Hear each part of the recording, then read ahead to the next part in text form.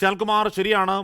ഈ സോണിയാഗാന്ധിയിലേക്ക് എങ്ങനെയാണ് ഈ പറയുന്ന കള്ളന്മാർക്ക് എത്തിച്ചേരാൻ കഴിയുന്നത്? എന്താണ് ആന്റണിയും അടൂർ പ്രകാശും തമ്മിലുള്ള ബന്ധം എന്ന ചോദ്യമൊക്കെ അത് പ്രസക്തമാണ്. ഉറപ്പായും കോൺഗ്രസ്സുകാർ അതിന് മറുപടി പറയുകയും വേണം. പക്ഷേ ആ ചിത്രമുയർത്തി രാഷ്ട്രീയ ഡിഫൻസ് തീർക്കുന്നതിനേക്കാൾ എളുപ്പം ആ മാരകമായ ക്ഷേത്രക്കൊള്ളയിൽ ഇപ്പോൾ ജയിൽ കിടക്കുന്ന നിങ്ങളുടെ ഒരു ജില്ലാ കമ്മിറ്റി അംഗത്തെ പുറത്താക്കണ്ട, സസ്പെൻഡ് ചെയ്തുകൊണ്ട് സംശയം നേടി നിൽക്കുന്ന ആരെയും ഈ പാർട്ടി സംരക്ഷിക്കില്ല എന്ന ശക്തമായ രാഷ്ട്രീയ സന്ദേശം നൽകലാവില്ലേ? വളരെ എഫക്റ്റീവായ political defence. Shri K Anilkumar,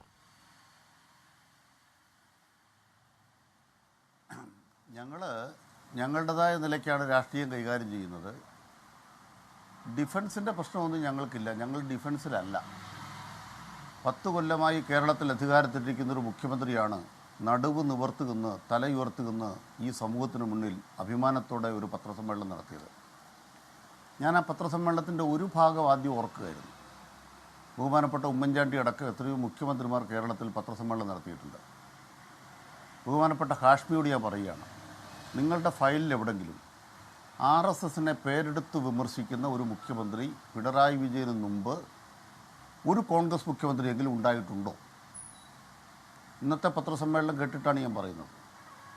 നാളത്തെ ക്രിസ്തുമസിൻ്റെ സന്തോഷം, അത്യുന്നതങ്ങളിൽ ദൈവമഹത്വം, ഭൂമിയിൽ സന്മനസ്സുള്ളവർക്ക് സമാധാനം ഉണ്ടാകുമ്പോഴേ വാഴ്ത്തിപ്പാടാൻ കഴിയൂ എന്ന് പറയുന്ന ബൈബിൾ വചനം ഏറ്റു പറയുന്നൊരു മുഖ്യമന്ത്രി നമ്മുടെ കേരളത്തിനുണ്ടായി. RSSനെ നേരിട്ട് ആക്രമിക്കുന്നൊരു മുഖ്യമന്ത്രി കേരളത്തിനുണ്ടായി. കേന്ദ്ര സർക്കാർ കേരളത്തോട് ചെയ്യുന്ന ദ്രോഹത്തെ ചൂണ്ടിക്കാണിക്കുന്നൊരു മുഖ്യമന്ത്രി കേരളത്തിനുണ്ടായി. തലകുനിക്കേണ്ടതില്ല ഈ മുഖ്യമന്ത്രിക്ക്. 10 കൊല്ലമായി കേരളം ഭരിക്കുന്നു. ഒരു അന്വേഷണ ഏജൻസിക്ക് മുന്നിലും ഒരു മോദിക്കും മുമ്പിലും ഒരു നിയമവ്യവസ്ഥയ്ക്ക് മുമ്പിലും തെറ്റുകാരനായി മുഖ്യമന്ത്രിയോ മന്ത്രിമാരോ നിൽക്കുന്നില്ല. അപ്പോൾ പിന്നെ ഞങ്ങൾക്ക് എന്തിനാണ് ഡിഫൻസിൻ്റെ പ്രശ്നം? ഞങ്ങൾ ഒഫൻസിൽ തന്നെയാണ്. അതുകൊണ്ട് ഡിഫൻസ് എന്നൊരു പ്രശ്നം ഉദിക്കുന്നില്ല. ശബരിമലയുടെ കാര്യത്തിൽ ഒഫൻസിൽ തന്നെയാണ്. എന്താണ് ഇപ്പോഴത്തെ തർക്ക വിഷയം? കോടതി കിടക്കുന്ന കേസ്, ആ കേസ് ഹൈക്കോടതി കൈകാര്യം ചെയ്യുകയാണ്. ആ കേസിനകത്ത് കുത്തിത്തിരിപ്പുണ്ടാക്കുന്ന ആരാണ്? കോൺഗ്രസ്സാണ്. എന്താണ് കുത്തിത്തിരിപ്പ്? കുത്തിത്തിരിപ്പെന്ന് പറയുന്നത് ശബരിമലയിൽ ഇപ്പോൾ കേസിൽ കള്ളന്മാരെന്ന നിലയ്ക്ക് കണ്ടുപിടിക്കപ്പെട്ട ഭണ്ഡാരിയും ഗോവർദ്ധനും പോറ്റിയും ഇവർ സ്വർണം ഊറ്റി, അയ്യപ്പൻ്റെ സ്വർണം ഊറ്റി അത് ഗോവർദ്ധൻ സമ്മതിച്ചു. ഇത് അവിടെ ഊറ്റിയ സ്വർണ്ണമാണിത്, ഞാൻ കുറേ പൈസയൊക്കെ കൊടുത്തുള്ള അയാളുടെ ഡിഫൻസ് എവിടെയുണ്ട്. പക്ഷേ കോൺഗ്രസ്സുകാർ സമ്മതിക്കുന്നുണ്ടോ? SITയുടെ ഈ കണ്ടെത്തൽ ഗോവർദ്ധനെ അറസ്റ്റ് ചെയ്ത് കോൺഗ്രസ്സുകാർ സമ്മതിക്കുന്നുണ്ടോ? എന്താ കോൺഗ്രസിൻ്റെ വാദം? ദ്വാരപാലക ശില്പങ്ങൾ ഇപ്പോൾ കേരളത്തിലെ SIT കണ്ടുപിടിച്ചതല്ല.